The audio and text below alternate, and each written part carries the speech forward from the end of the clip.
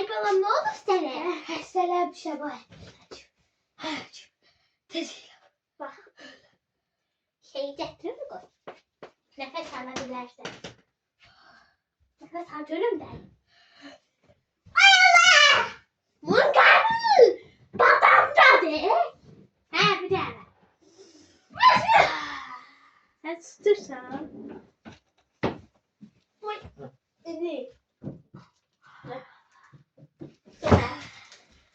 Sana bir tane iki tane istem takma var diye. Didi.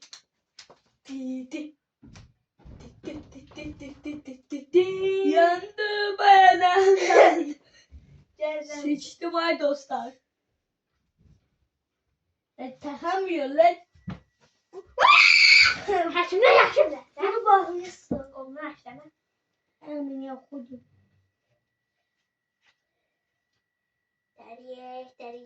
Deriye. Haçı bağlayabilirsiniz. Anam mesleği değil sizden. Ne var sana haçım? Haçım. Haçım var. Vay haçım. İğneyi getirin.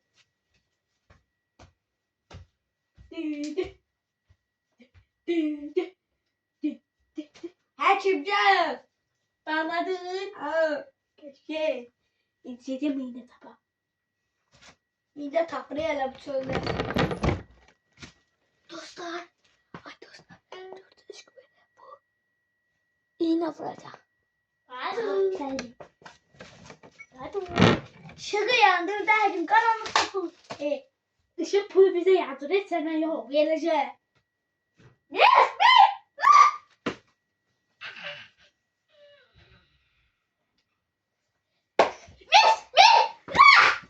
Götümden bu. Gel Ozan. Götümden oradan. Ozan'ımdan gelsin. Aman oy. Ay yok.